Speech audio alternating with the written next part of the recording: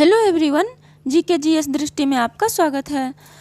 तो एक बहुत सुंदर लाइन है, कड़ी मेहनत आपको वहाँ पहुँचा देती है जहाँ अच्छी किस्मत शायद आपको पहुँचा दे।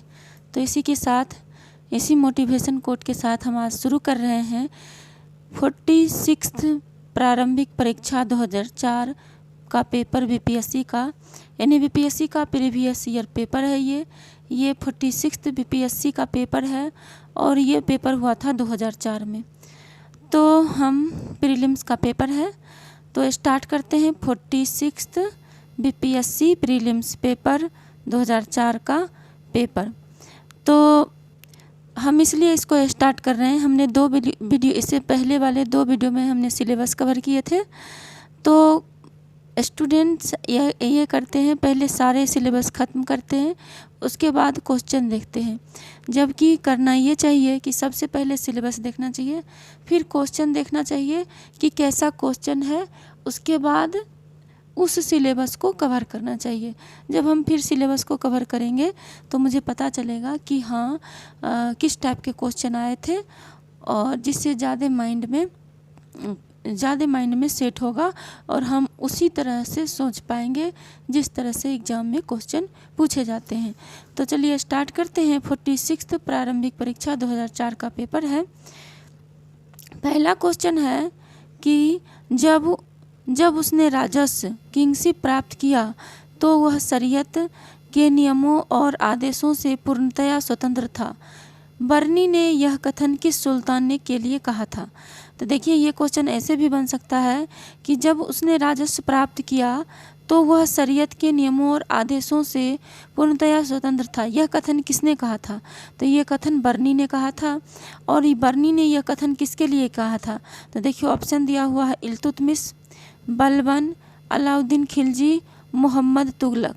तो इसका आंसर हो जाएगा अलाउद्दीन खिलजी। हम इसका एक्सप्लेनेशन देख लेते हैं। देखिए, इसका एक्सप्लेनेशन आ गया। किसने कहा था? जियाउद्दीन बर्नी ने अलाउद्दीन खिलजी के बारे में लिखा कि जब वह शासक बना तो वह बहुत हद तक आश्वस्त था कि सरकार एवं प्रशासन शरीयत के नियमों एवं आदेशों का पालन करने के लिए स्वतंत्र थे। तब उसने उत्तरार्ध करने के लिए काजी और मुफ्ती को आवंटित किया। उत्तरार्ध मतलब उत्तर देने के लिए किसको आवंटित किया? काजी और मुफ्ती। काजी और मुफ्ती आज के समय में जो न्यायालय में जो जज होते हैं, जो डिसीजन देते हैं, निर्णय देते हैं, वही उस समय एक तरह से न्यायालय के जज का काम करते थे। बर्नी मोहम्मद बिन तुगलक एवं फिरोज शाह तुगलक के काल में मुस्लिम इतिहासकार था। और बर्नी जो है फिरोज शाह तुगलक के काल में, और ये मोहम्मद बिन तुगलक और फिरोज शाह तुगलक के काल में मुस्लिम इतिहासकार था। और वो जो सेंटेंस लिखा था वो किसके बारे में लिखा था? तो अलाउद्दीन खिलजी के बारे में। उसने तारीख फिरोज शाही लिखी। किसने? बर्नी ने पूछा। ये भी क्वेश्चन बन सकता है कि तारीख फिरोज शाही किसने लिखी? तो बर्नी ने। जिसमें उसने गियासुद्दीन बलबन के काल से फिरोज शाह तुगलक के काल के प्रथम 6 वर्ष तक का वर्णन किया। और उसमें जो है बर्नी ने कब से कब तक वर्णन किया है? बलबन के काल से फिरोज शाह तुगलक के शासन के प्रथम 6 वर्ष तक का वर्णन किया है। नेक्स्ट हम पहला क्वेश्चन देख लिए। चलिए दूसरा क्वेश्चन है कि यहाँ पे देखिए, ये रहा दूसरा क्वेश्चन। दूसरा क्वेश्चन है मुगल प्रशासन में मदद ए मास इंगित करता है। मुगल प्रशासन में मदद ए मास क्या इंगित करता है? पहला है चुंगी कर, टोल टैक्स। दूसरा है विद्वानों को दी जाने वाली राजस्व मुक्त अनुदान। और तीसरा है सैन्य अधिकारियों को दी जाने वाली पेंशन। और चौथा है बुवाई कर। तो मुगल काल में मदद ए मास जो है उसका हम आंसर देखते हैं। मदद ए मास, यहाँ पे 1 मिनट, अब ये जो इसका आंसर हो जाएगा बी। ये देखिए 1 मिनट, हाँ, मुगल काल में जो मदद ए मास था वो ये विद्वानों को दी जाने वाली राजस्व अनुदत्त भूमि थी। क्या थी? विद्वानों को दी जाने वाली राजस्व भूमि को मदद ए मास कहा गया। एक्सप्लेनेशन देखते हैं इसका कि मदद ए मास क्या है।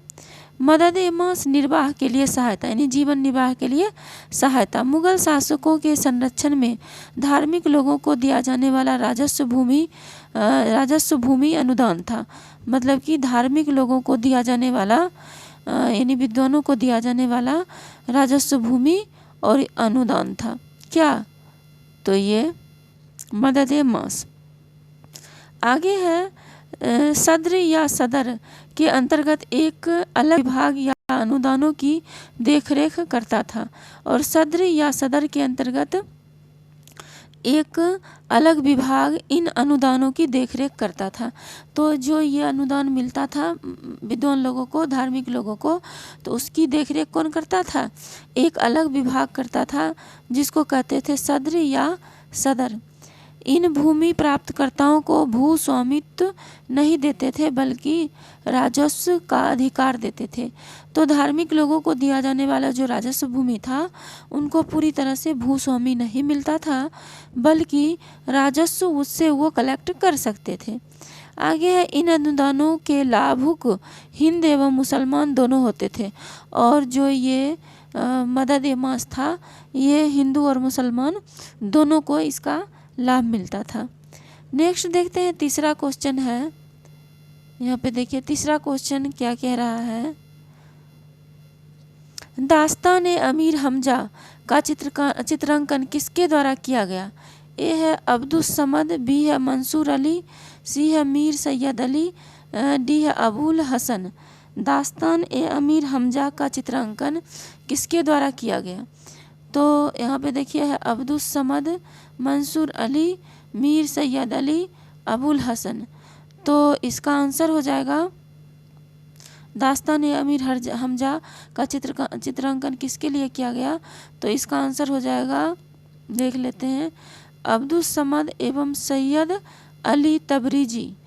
सैयद अली तबरीजी और अब्दुस समद, यानी कि ये भी आंसर होगा, यानी कि इसका आंसर ये भी होगा और ये भी होगा।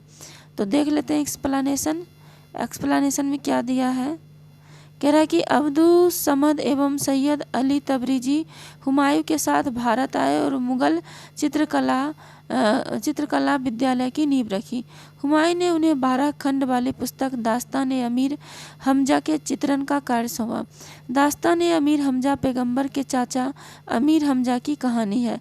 यद्यपि यह कार्य हुमायूं के काल में पूरा नहीं हो सका, अकबर ने इसे अब्दुस समद एवं सैयद अली तबरीजी की निगरानी में रखा था। यानी कि किसके निगरानी में रखा था? दास्तान ए अमीर हमजा का चित्रांकन जो हुआ था वो अब्दुस समद एवं मीर सैयद अली के जो है निगरानी में रखा था।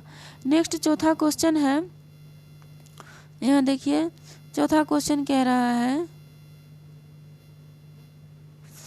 कि सल्तनत काल में भू राजस्व का सर्वोच्च ग्रामीण अधिकारी था। सल्तनत काल में भू राजस्व का सर्वोच्च ग्रामीण अधिकारी था। ए है चौधरी, बी है रावत, सी है मलिक, डी है पाटवारी। तो सल्तनत काल में भू राजस्व का सर्वोच्च ग्रामीण अधिकारी था। इसका हम देख लेते हैं आंसर। सल्तनत काल में भू राजस्व का सर्वोच्च ग्रामीण अधिकारी कौन था? तो सर्वोच्च ग्रामीण अधिकारी था, यहाँ पे देखते हैं, सल्तनत काल में ग्रामीण अधिकारी थे चौधरी, परगनाओं के प्रधान थे, खूट जमींदार और मुकदम ग्राम प्रधान। तो सल्तनत काल में जो मेन करा कि सल्तनत काल में भू राजस्व का सर्वोच्च ग्रामीण अधिकारी कौन था? तो सल्तनत काल में भू राजस्व का सर्वोच्च ग्रामीण अधिकारी था चौधरी। कौन था? चौधरी। आप देखते हैं एक्सप्लेनेशन देखते हैं। कह रहा है कि एक्सप्लेनेशन जो है कह रहा है सल्तनत काल में ग्रामीण अधिकारी, एक मिनट, सल्तनत काल में ग्रामीण अधिकारी थे चौधरी, परगनाओं के प्रधान थे, खूट जमींदार थे और मुकदम ग्राम प्रधान थे। भू राजस्व के लिए चौधरी सर्वोच्च ग्रामीण अधिकारी थे। यही क्वेश्चन था ना, सल्तनत काल में भू राजस्व का सर्वोच्च ग्रामीण अधिकारी कौन था? तो ये सल्तनत काल में भू राजस्व का सर्वोच्च ग्रामीण अधिकारी था चौधरी। चौधरी परगनाओं के प्रधान। खूर थे जमींदार और मुकदम थे ग्राम प्रधान। भू राजस्व के लिए चौधरी सर्वोच्च ग्रामीण अधिकारी थे। भू राजस्व के लिए चौधरी क्या थे? सर्वोच्च ग्रामीण अधिकारी थे। गांव के समूह से बड़ी इकाई बनती थी जिसे परगना के रूप में जाना जाता था। गांव के समूह में बड़ी इकाई बनती थी जिसे परगना के रूप में जाना जाता था। गांव के रूप में बड़ी इकाई बनती थी जिसको किस रूप में जाना था? परगना के रूप में जाता था। परगना एक प्रधान होता था। परगना एक प्रधान चौधरी होता था जो प्रशासन से आदेश प्राप्त करता था और कुछ स्थानीय न्याय गतिविधियों को अंजाम देता था। परगना एक प्रधान चौधरी होता था जो प्रशासन से आदेश प्राप्त करता था और कुछ स्थानीय न्याय गतिविधियों को अंजाम देता था। प्रत्येक परगना के लिए रजिस्ट्रार या अकाउंटेंट कानूनगो भी होता था। प्रत्येक परगना के लिए क्या होता था? एक रजिस्ट्रार होता था या अकाउंटेंट कानूनगो होता था। तो हमने देख लिए कि सल्तनत काल में जो है भू राजस्व का सर्वोच्च ग्रामीण अधिकारी कौन था? तो ये चौधरी था। नेक्स्ट क्वेश्चन हम देखते हैं, 5 नंबर क्वेश्चन है कि ईसा पूर्व 6ठी सदी में, यहाँ पे देखिए, ईसा पूर्व 6ठी सदी में विश्व की प्रथम गणतंत्रात्मक व्यवस्था कहाँ थी? ईसा पूर्व 6ठी सदी में विश्व की प्रथम गणतंत्रात्मक व्यवस्था कहाँ थी? ए है वैशाली, बी है एथेंस, सी है स्पार्टा, डी है पाटलिपुत्र। तो ईसा पूर्व 6ठी सदी में विश्व की प्रथम गणतंत्रात्मक व्यवस्था, तो यहाँ पे गणतंत्रात्मक व्यवस्था यहाँ पे हो जाएगा, विश्व की प्रथम गणतंत्रात्मक व्यवस्था हो जाएगा ये वैशाली। क्या हो जाएगा यहाँ देखिए, सबसे पहले विश्व की प्रथम गणतंत्रात्मक व्यवस्था कौन थी? वैशाली। एक्सप्लेनेशन देख लेते हैं। एक्सप्लेनेशन है, वैशाली बज्जी महाजनपद की राजधानी थी। वैशाली विश्व की प्रथम गणतंत्र राज्य था। आगे है चीनी यात्री हुएनसांग। यहाँ देखिए कह रहा चीनी यात्री हुएनसांग किस विश्वविद्यालय में अध्ययन किया? तक्षशिला, विक्रमशिला, मगध, नालंदा। तो हो जाएगा इसका आंसर नालंदा। किस में अध्ययन किया चीनी यात्री चीनी हुएनसांग? तो नालंदा में। नेक्स्ट इसका एक्सप्लेनेशन देख लीजिए।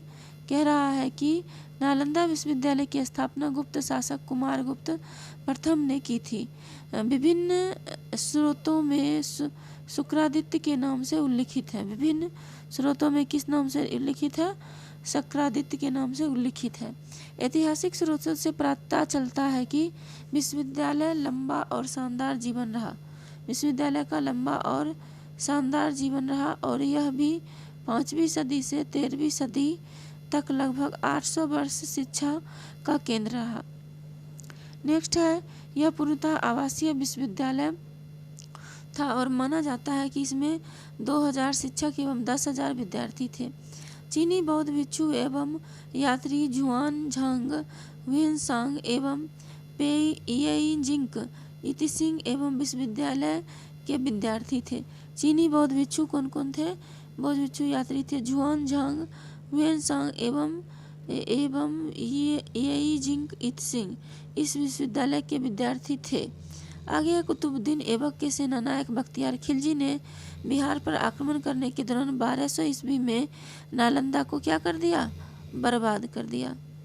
नेक्स्ट क्वेश्चन है 7 नंबर, पूछ रहा है यहाँ पे देखिए, 1 मिनट।